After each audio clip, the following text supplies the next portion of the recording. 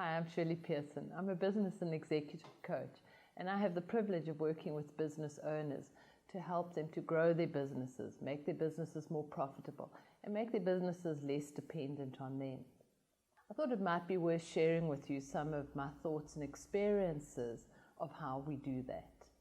You know, we get into business either by design or by default, sometimes because we're pursuing a big dream, sometimes because we're caught in the survival trap.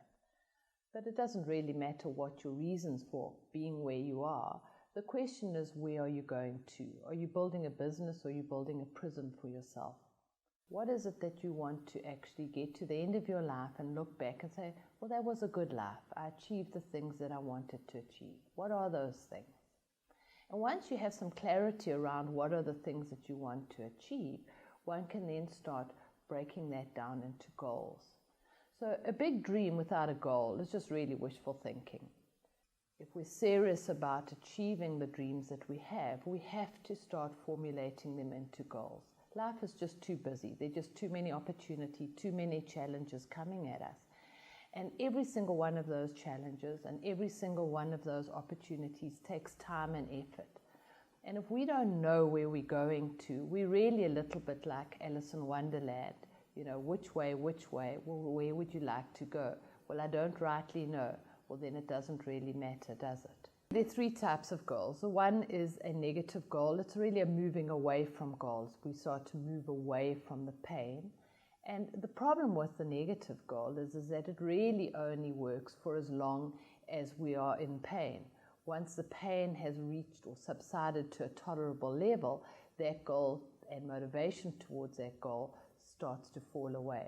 And then we have the positive goals where we decide what we'd like to move towards. And then, of course, the third type of goal is the legacy goal. And this is a goal where we look to actually achieve something that is a little bit greater than ourselves, something that contributes to our society, our family, our economy. It depends on you how big you want to go with that goal. If you look at your business, what goals have you set for your business? What are the goals that you want to achieve long term? The 5-year goals, the 10-year goals. How big are those goals? Do they excite you? Do they bring up a certain amount of fear? At the end of the day, what you're looking for are goals that bring up both fear and excitement. And if they don't bring up both fear and excitement, probably your goals aren't big enough.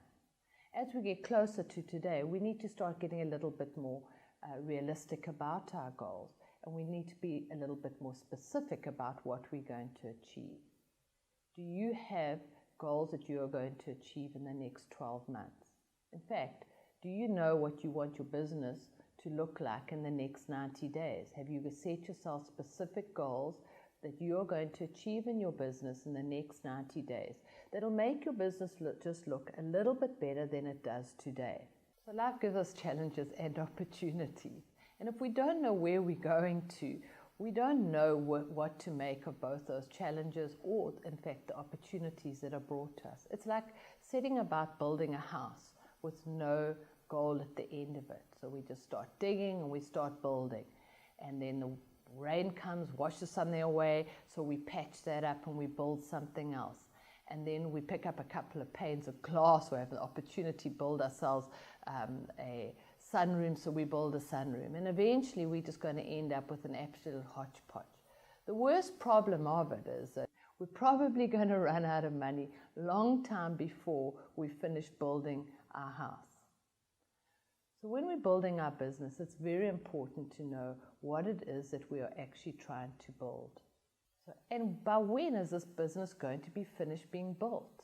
Because if we know what we want to build and we know where we are, we can then start putting action plans together to actually start moving ourselves towards that. Without those goals, we really are running enthusiastically, possibly in the wrong direction. So we've got to make sure that the goals are SMART goals: specific, measurable, achievable, results-orientated within a time frame. And if you add the why to the SMART and make it SMARTY, you add why do you want to actually achieve this.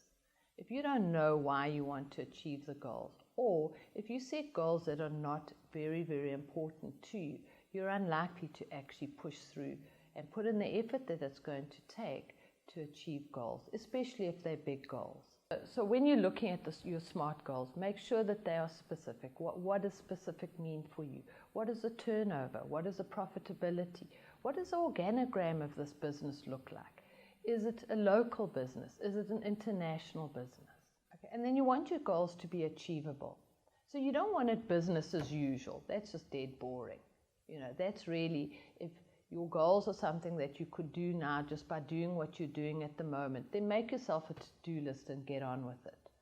When you're setting goals, they must be a little bit of a stretch goal, but they also mustn't be so far out of your reach that you start losing heart, that you never meet the goals, because at the end, success breeds success.